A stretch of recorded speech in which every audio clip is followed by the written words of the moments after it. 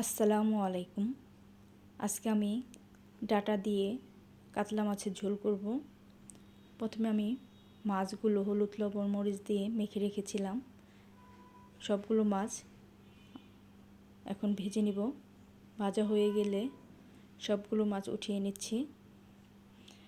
এখন আমি এই মাছ ভাজার তেলেই পেঁয়াজ কুচি দিয়ে দিব আর কয়েকটা কাঁচামরিচও দিয়ে দিলাম। দিয়ে একটু নেড়েচেড়ে একটু ভেজে নেব। এখন আমি মশলা অ্যাড করছি। হলুদের গুঁড়া, মরিচের গুঁড়া, ধনিয়া গুঁড়া, স্বাদ মতো লবণ আর একটু পানি দিয়ে নিলাম যেন মশলাটা লেগে না যায়। মশলাটা নেড়েচেড়ে একটু কষিয়ে নিয়েছি। এখন আমি পেঁয়াজ বাটা এবং সাথে আদা রসুন পেস্ট আছে মিক্সড দিয়ে দিয়েছি। দিয়ে একটু কষিয়ে নিলাম।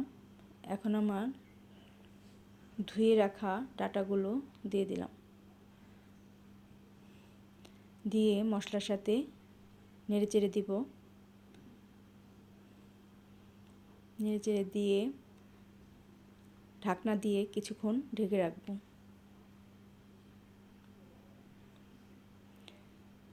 কিছুক্ষণ পর ঢাকনা খুলে নেড়েচেড়ে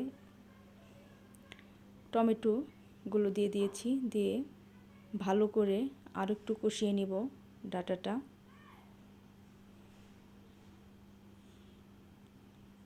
নিয়ে আবারও কিছুক্ষণ ঢেকে দিব।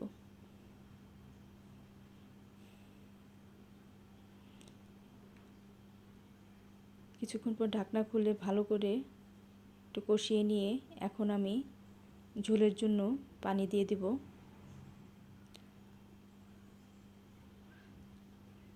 গরম পানি দিয়ে দিচ্ছি।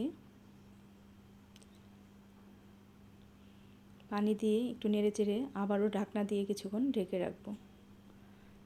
ঝোলটা ফুটে আসলে এখন আমি ভাজা মাছগুলো দিয়ে দিচ্ছি।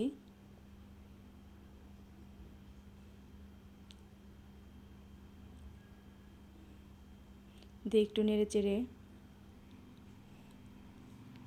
দিলাম। দিয়ে আবারও ঢাকনা দিয়ে কিছুক্ষণ ঢেকে রাখব। কিছুক্ষণ পর ঢাকনা খুলে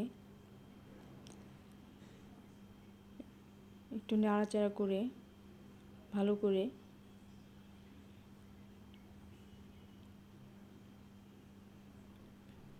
জিরার গুঁড়া দিয়ে দিলাম, ভাজা জিরার গুঁড়া। দিয়ে আবারও জিরার গুঁড়াটা ভালো করে মিশিয়ে নিব ঝোলের সাথে।